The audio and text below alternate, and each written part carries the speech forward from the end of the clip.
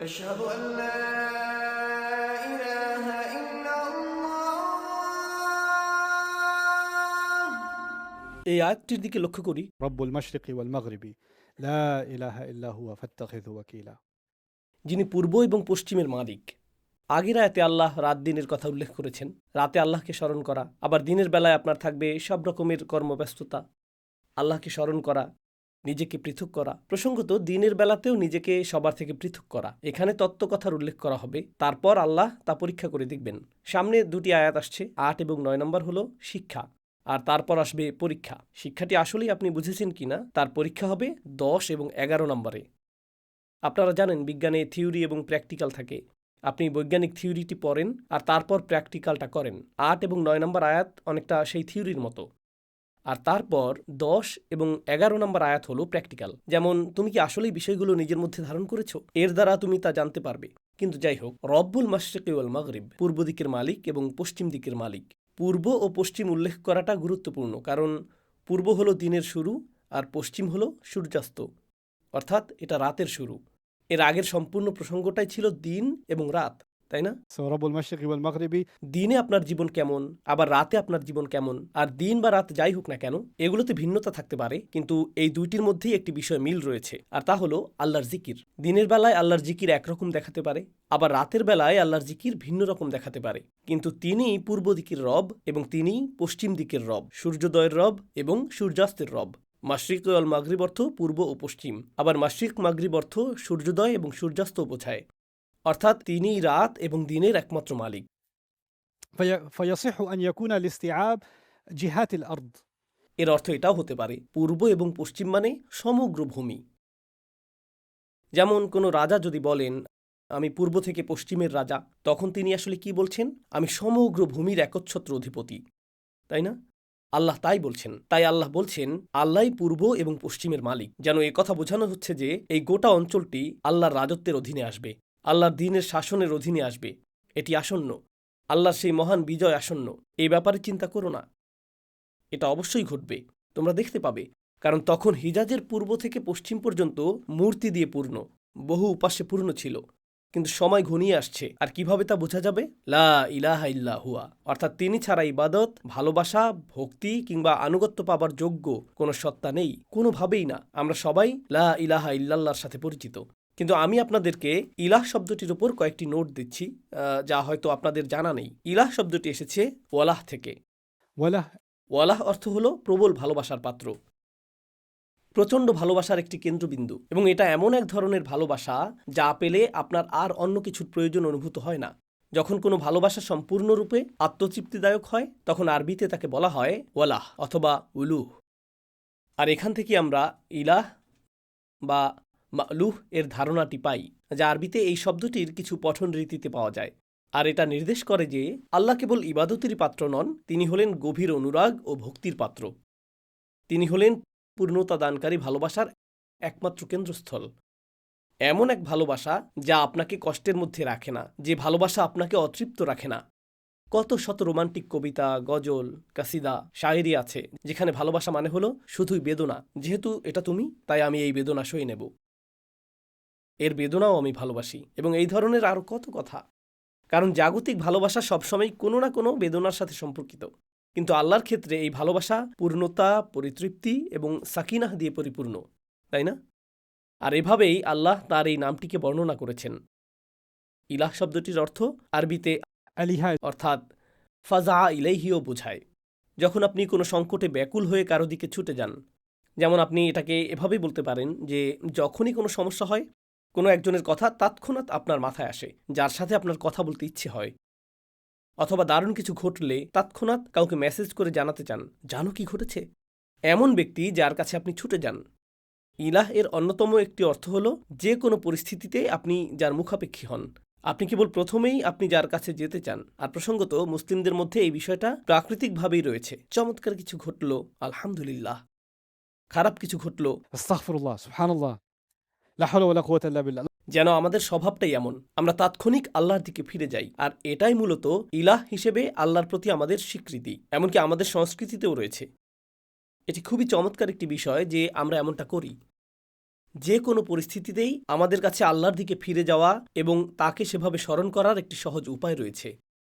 তো যাই হোক, رب المشرق والمغرب لا إله إلا هو فاتخذه وكيلا. এখন আসছি দ্বিতীয় শিক্ষায়। প্রথমটি ছিল নিজেকে বিচ্ছিন্ন করে ফেলা।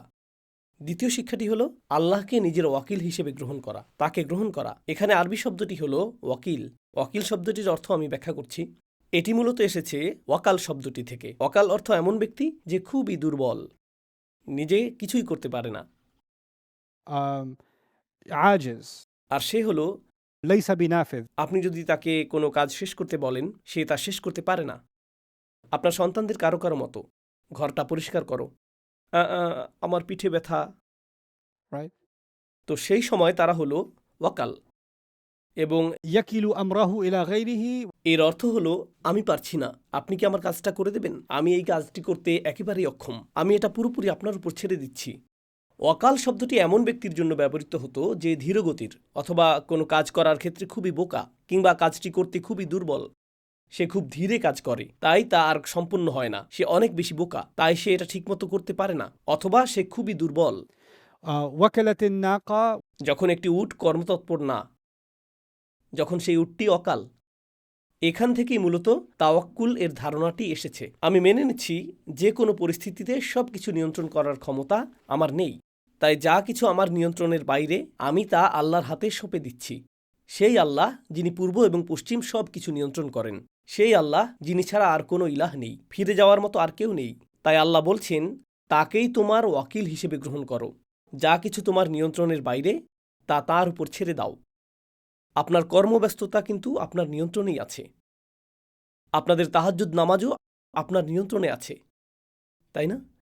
কিন্তু এমন কিছু বিষয় আছে যা আল্লাহ এখানে ফাত্তাখিযহু ওয়াকিলা বলার মাধ্যমে আল্লাহ আসলে বোঝাচ্ছেন যে এমন আরও অনেক বিষয় আছে যা পুরোপুরি আপনার নিয়ন্ত্রণের বাইরে। রাসূল সাল্লাল্লাহু আলাইহি সাল্লামের দাওয়াতে কেউ কিভাবে প্রতিক্রিয়া দেখাবে সেটা কি নবীজির নিয়ন্ত্রণাধীন? না।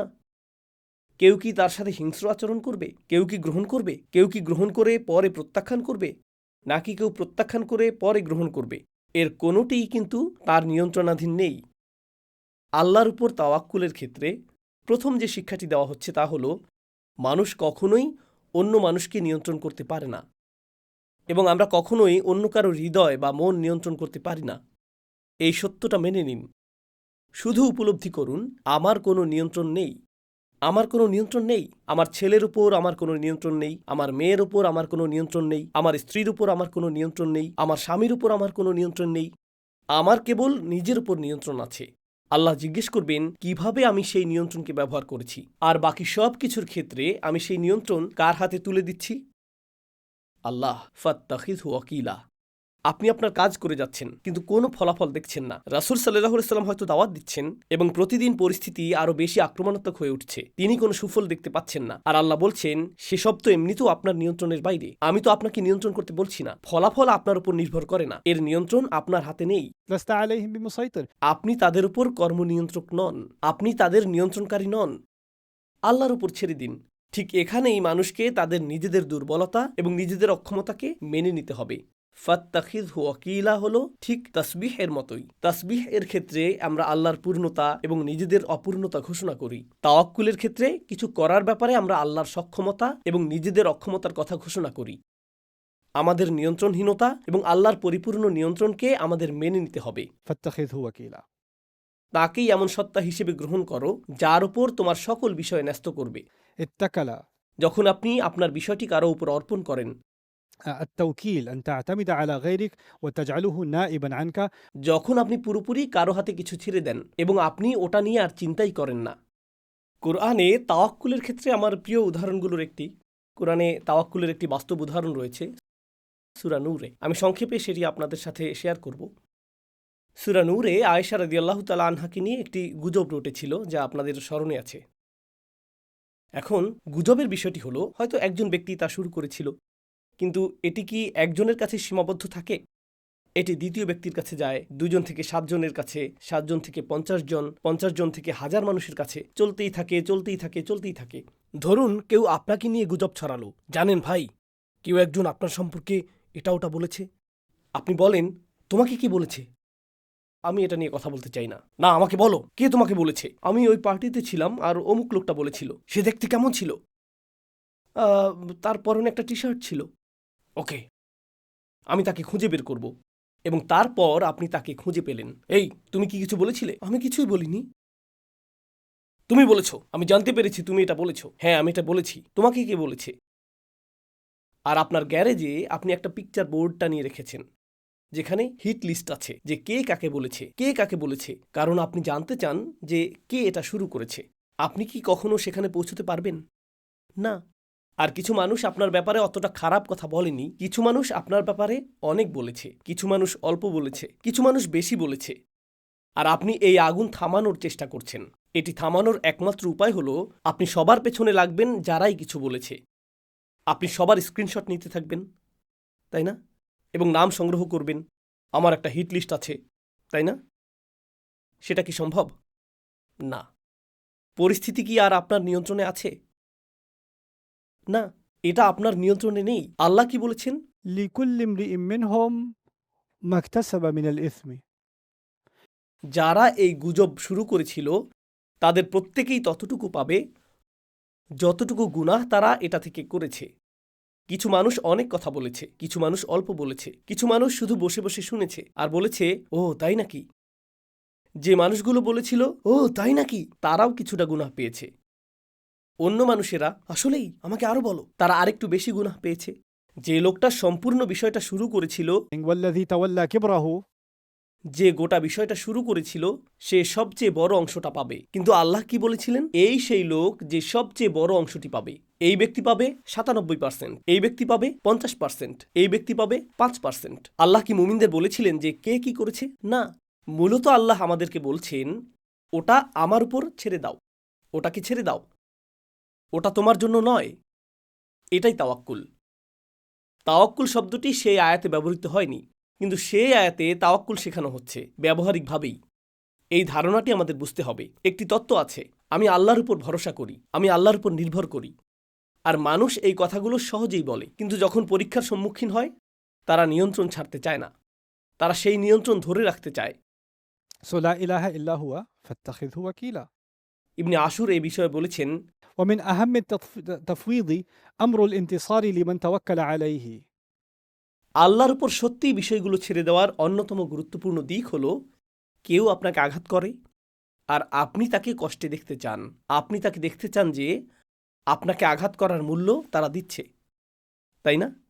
কারণ এ ধরনের প্রশ্ন আমি প্রায় পেয়ে থাকি, উস্তাদ, খারাপ মানুষগুলো কিভাবে জীবন উপভোগ করতে থাকে? আপনি কেন ইনস্টাগ্রামে বারবার তাকে দেখছেন?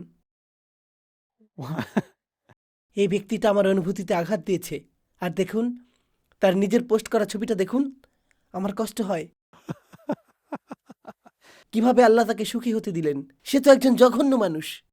আর এভাবে মানুষ আরো বড় সংকটে পড়ে।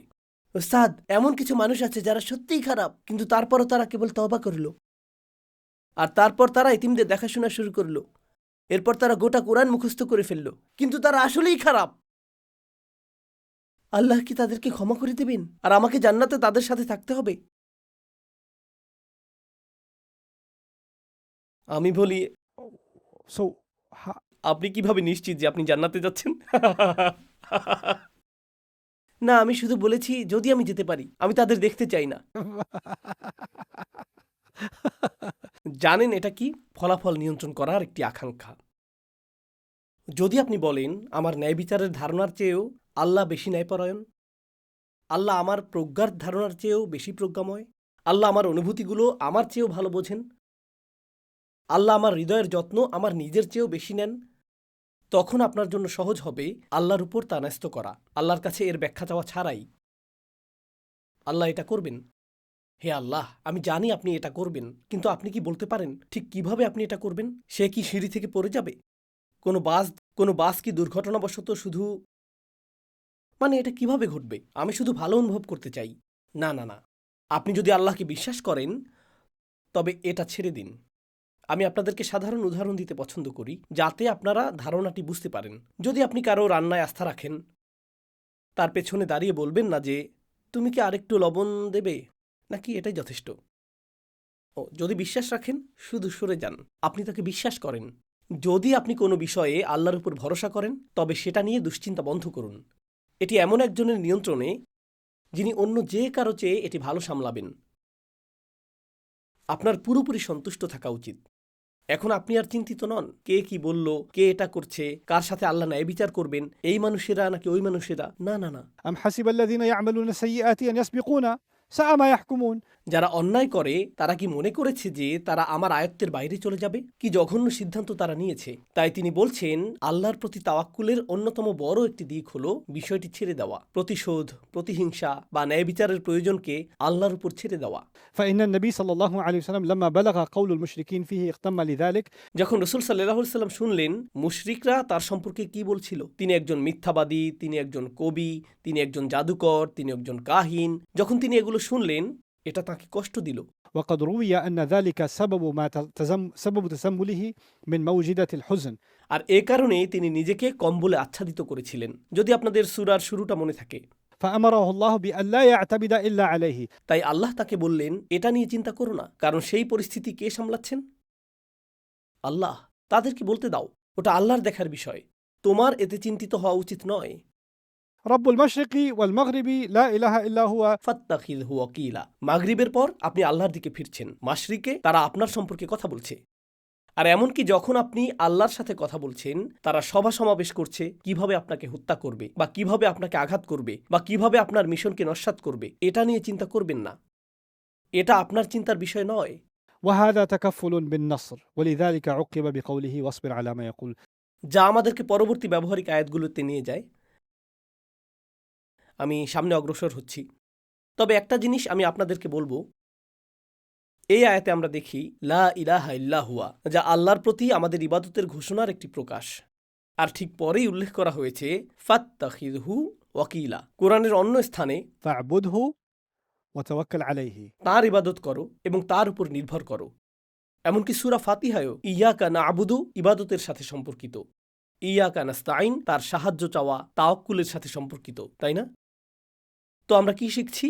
ইবাদতের প্রথম উপাদান, একবার যখন আপনি আল্লাহর ইবাদতে প্রবেশ করেন, আপনি যে সত্যিই প্রবেশ করেছেন, আমি যে সত্যিই আল্লাহর ইবাদতে প্রবেশ করেছি, তার অন্যতম প্রকাশ হলো আমি কিছু বিষয় আল্লাহর উপর ন্যস্ত করতে শিখেছি যা আমার নিয়ন্ত্রণের বাইরে, এবং আমি এটা বলতে পারি যে আমি তার উপর সম্পূর্ণ আস্থাশীল। তিনি একমাত্র সত্তা, আল্লাহু মুস্তাআন। এটাই যথেষ্ট, এটাই আমার জন্য যথেষ্ট। উস্তাদ নোমান আলী খানের কুরআনের যে গভীর বিশ্লেষণগুলো আপনার আত্মাকে স্পর্শ করে, সেগুলো যদি এখন আপনার সংগ্রহে থাকতো তবে কেমন হতো? NAK বাংলা টিম উস্তাদের সেই জগৎ কাঁপানো বিশ্লেষণগুলো বাংলায় বই আকারে নিয়ে এসেছে আপনার জন্য। প্রশান্তির খোঁজে, আমি ও আমার রব, কিংবা উপমার শৈল্পিকতায় মুগ্ধময় কুরআন। আমাদের প্রতিটি বই এখন পাঠকপ্রিয়।